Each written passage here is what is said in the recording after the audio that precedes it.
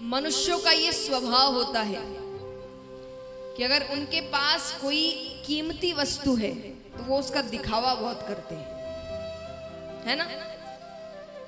हर किसी का ये स्वभाव होता है, हर कोई।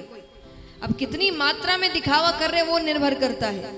कोई बहुत ज्यादा करता है, कोई बहुत कम करता है। अब जैसे महिलाएं हैं, मान लीजिए अगर उन्होंने कोई सुंदर चूड़ी पहनी है या अंगूठी पहनी है तो उस दिन उनकी सारी बातें उनके हाथों से होगी। कहां जा रहे हैं? यहां रख दो, यहां से लेकर जाओ। सारी बातें हाथों से होती है। या मान लो कोई सुंदर हार पहना है तो उसको बार बार ठीक करे, सामने वाले की नजर अपने आप पड़ेगी, भाई इतने बार अगर उसको ठीक करेंगे तो आप भी कम नहीं है। बड़ी हंसी आ रही है। उनको जेवरों का शौक है तो आपको घड़ियों का, अच्छे अच्छे फोन का शौक है। ना फोन आया होता है, ना मैसेज आया होता है, जबरदस्ती जेब से निकालेंगे। सामने वाला देखे भाई हाथ में अच्छा फोन है। यानी अर्थ क्या हुआ कि दिखावा सब करते हैं, जरूरी नहीं है नहीं करना चाहिए। यानी दिखावा सब करते हैं, ये मनुष्य का स्वभाव है। तो सत्यवती राजा भले ही तपस्या करी पर है तो मनुष्य, तो स्वभाव है। अब वो मणि हर जगह पहन कर जाए, हर जगह, कोई भी सभा में। और जब भी कोई सामने व्यक्ति आए तो उसको बार बार ठीक करे, सीधा करे, उल्टा करे, सीधा करे, उल्टा करे। तो इतनी बार अगर आप किसी चीज को बार बार ठीक करोगे तो सामने वाले की नजर तो पड़ेगी। अब नजर पड़े तो वो थी इतनी सुंदर मणि की कोई भी तारीफ करेगा कि भाई कितनी सुंदर मणि पहनी आपने गले में। प्रशंसा करे तो राजा को बड़ी खुशी होती। अब एक बार वो एक सभा में जाते हैं, वहां पर श्री कृष्ण भी आए हुए थे। देखिए अभी तो भगवान लीला कर रहे हैं, पृथ्वी पर है और मथुरा और द्वारका के राजा हैं भगवान। तो अब राजाओं का कोई भी सभा होती है तो वहां भगवान भी पहुंचते हैं। तो वहां पर भगवान भी आए। सत्यवती राजा ने वही हरकतें करी वापस, वो बार बार ठीक करे, सीधा करे, उल्टा करे। तो बाकी तो तारीफ कर रहे हैं क्योंकि मनुष्य को इतना नहीं समझता। जो खुद करते हैं वो कोई और भी करे तो इतना फर्क नहीं लगता। और भगवान तो मनुष्य नहीं है। भगवान को उसकी वो हरकत देखकर हंसी आ गई। अब चलिए हंसी तो हमें भी कई बार आती है किसी और की हरकतों पर हंसना नहीं चाहिए। पर भगवान ने हंस दिया तो राजा ने देख लिया। राजा को बात अच्छी नहीं लगी, पर वो बात आई गई हो गई। अब कुछ समय बाद राजा के भाई वो मणि पहनकर शिकार खेलने जाते हैं। शिकार खेलने गए, वहां पर एक शेर उनके सामने आता है। शेर ने राजा के भाई को मार दिया। मणि लेकर शेर चले गए। थोड़ी दूर जाते हैं, शेर एक रीछ से मिलते हैं। दोनों के बीच युद्ध होता है। रीछ ने शेर को मार दिया।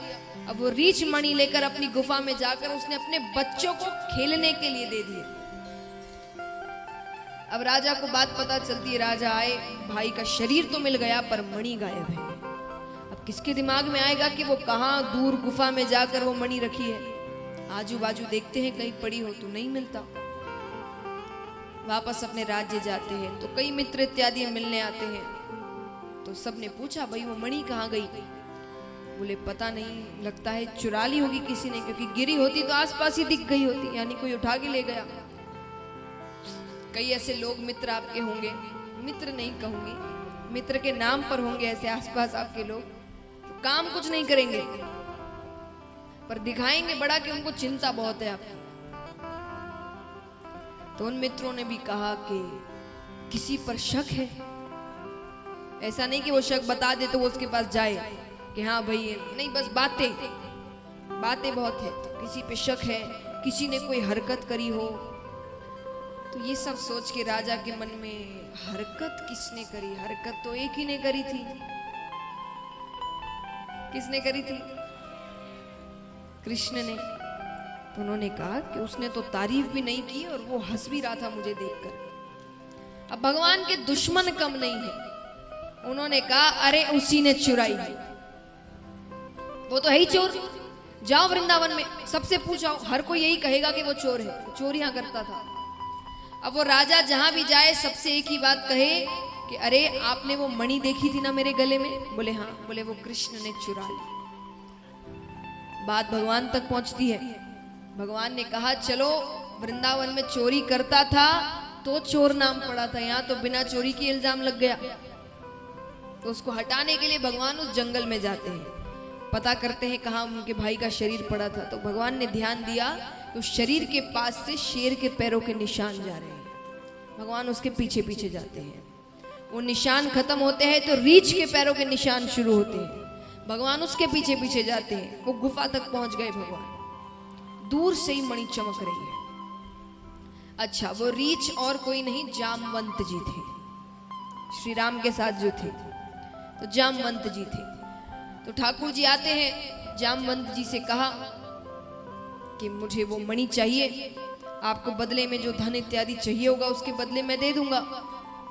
रीछ ने कहा नहीं, ये मणि मेरे बच्चों को अच्छी लग गई है, उनका खिलौना है, मैं उनको दुखी नहीं कर सकता।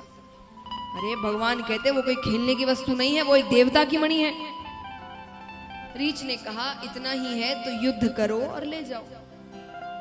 दोनों के बीच युद्ध होता है, युद्ध यानी हाथों से, मल्ल युद्ध कहते हैं उसे। तो युद्ध होता है, बहुत समय तक युद्ध चलता है। अब जामवंत जी को बार बार लग रहा है कि ये मुझे मार सकता है, ये इतना शक्तिशाली है कि मुझे मार सकता है, लेकिन बार बार दाव पलट देता है। अब देखिए, युद्ध करना तो दोनों को आता है, तो भगवान ऐसा कोई दाव खेलते थे कि थोड़ा सा भगवान ने हाथ इधर उधर किया कि उसकी मृत्यु हो जाएगी, पर भगवान जानबूझ के कभी हाथ ऐसा करते कि उनका हाथ फिसल गया। तो समझ रहे थे जामवंत जी कि ये जानबूझ के अपने दाव पलट रहा है, ये मुझे मार सकता है। लेकिन जब ज्यादा समय हो जाता है तब भगवान ने धनुष उठाया, बाण खींचा, और बाण खींचते ही उनको साक्षात मर्यादा पुरुषोत्तम श्री राम के दर्शन। बोलिए श्री रामचंद्र भगवान की। राम जी के दर्शन होते ही तो जामवंत जी चरणों में पड़ जाते हैं कि प्रभु मैंने आप पर हाथ उठाया।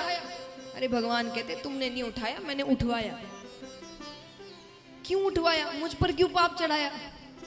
अरे भगवान कहते मैंने वचन दिया था, उसको तो पूरा करना पड़ेगा। कैसा वचन? बोले राम अवतार में जब रावण की मृत्यु हो गई थी तो सब प्रसन्न थे सिवाय तुम्हारे। तो मैंने तुमसे पूछा कि तुम्हें प्रसन्नता नहीं है? तुमने कहा कि मुझे रावण बहुत शक्तिशाली था, मुझे उसके साथ युद्ध करना था, पर वो इच्छा तो मेरी इच्छा ही रह गई। तब मैंने तुम्हें उस समय वचन दिया था कि मैं तुम्हें रावण से भी ज्यादा बलशाली पुरुष के साथ तुम्हारा युद्ध करवाऊं। तो मैंने वो तुम्हारा वचन पूरा किया।